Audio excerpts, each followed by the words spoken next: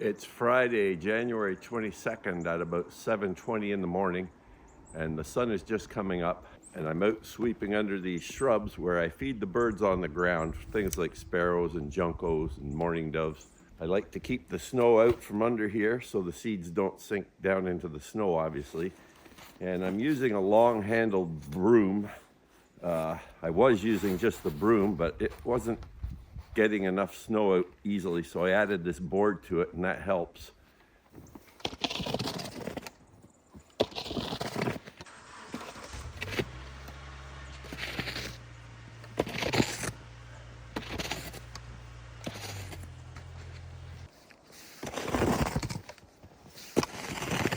So I actually did this yesterday afternoon, late in the day, and I pulled out about 3 to 4 inches or 8 to 10 centimeters out of here.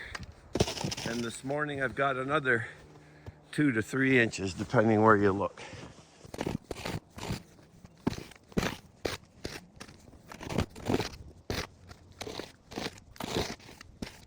Here in this shrub clump, we've got 2 forsythia bushes right here, and then on the end we have a snowball bush. They've been here for probably 10 years or so, so they've gotten quite large and dense. And I like to have the ground feeding area here because then if the small birds come under attack from predators, they can get into this thick shrub for protection.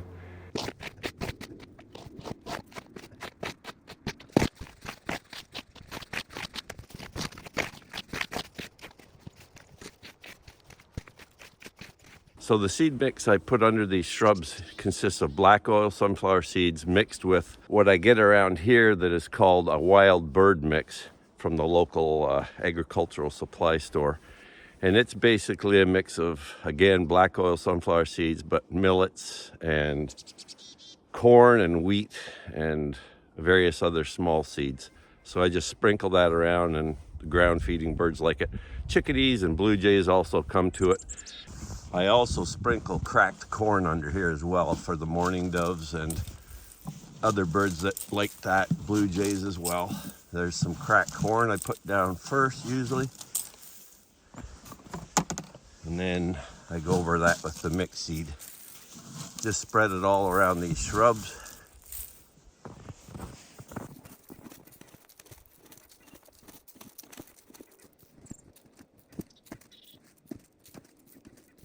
Now this feeder I have hanging at the edge of our pine plantation, so there's lots of cover here for the birds.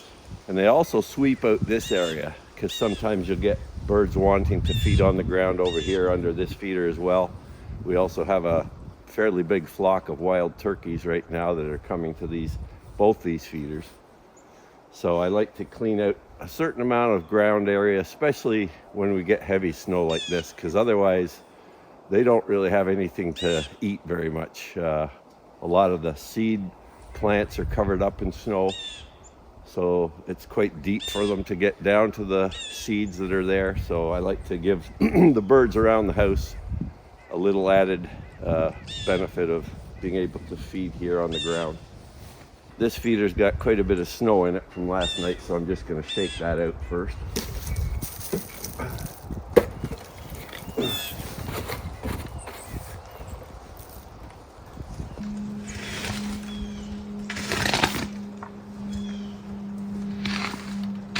Yeah, there's about 3 more inches in here since I cleaned it yesterday.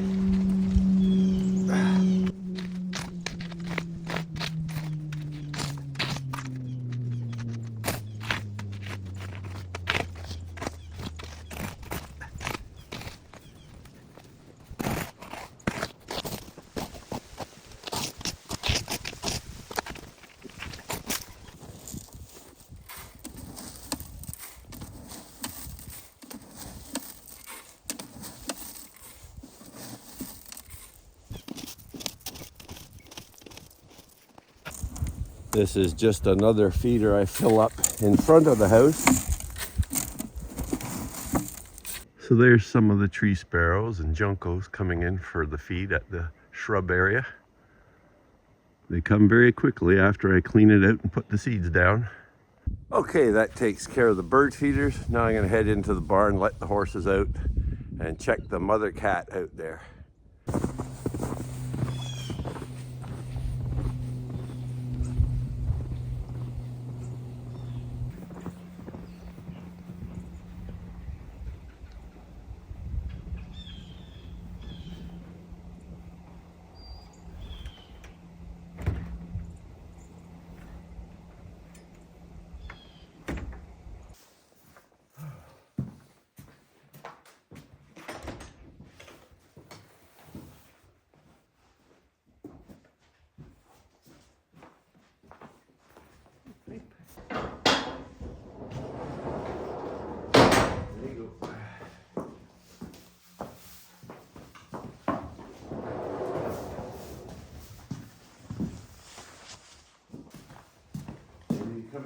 water.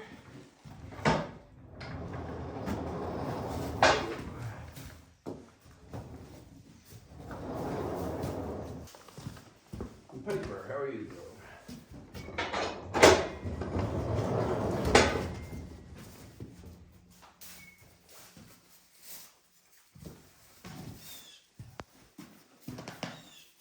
Good girl, good girl.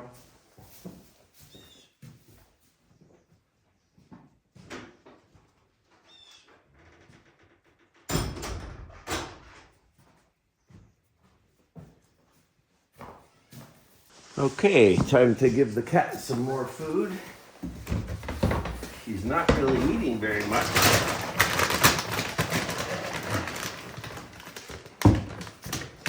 But we'll pop her bowl up anyhow.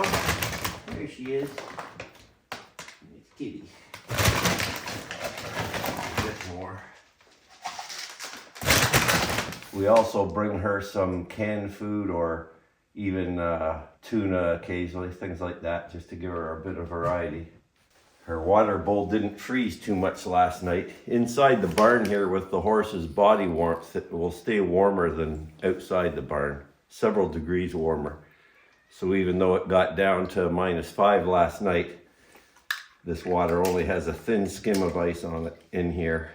I'll just go and replace the water.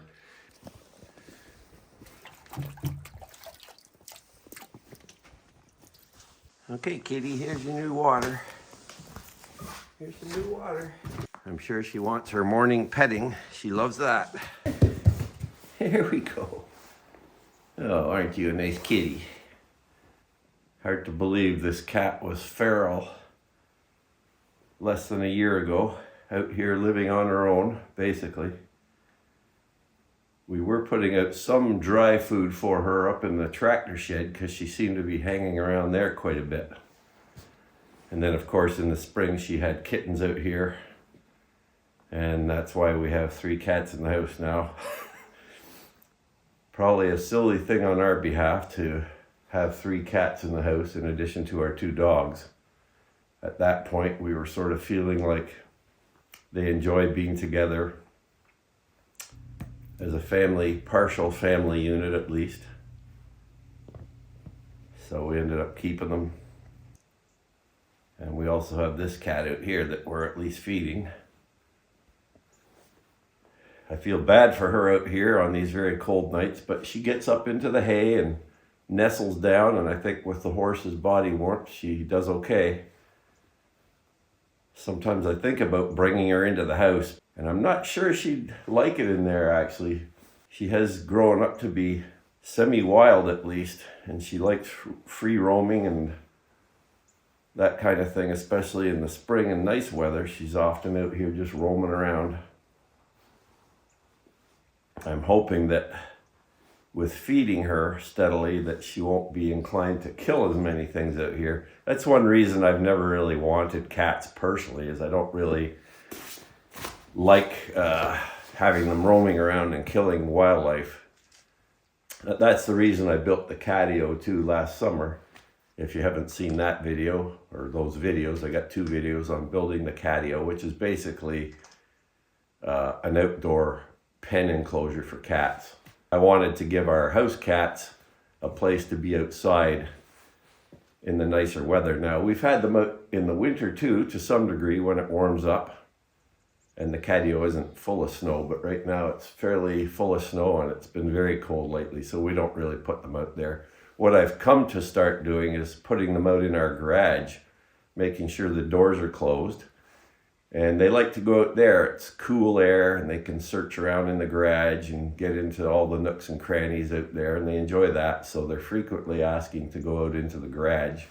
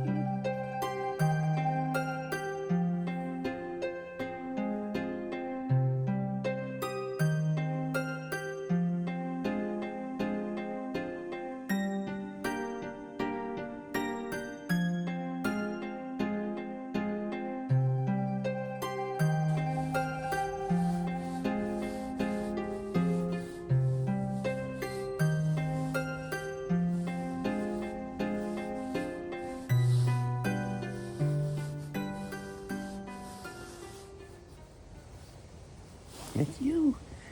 That's you in there. Yeah, that's you in that picture. You see that, don't you? It's you, kitty.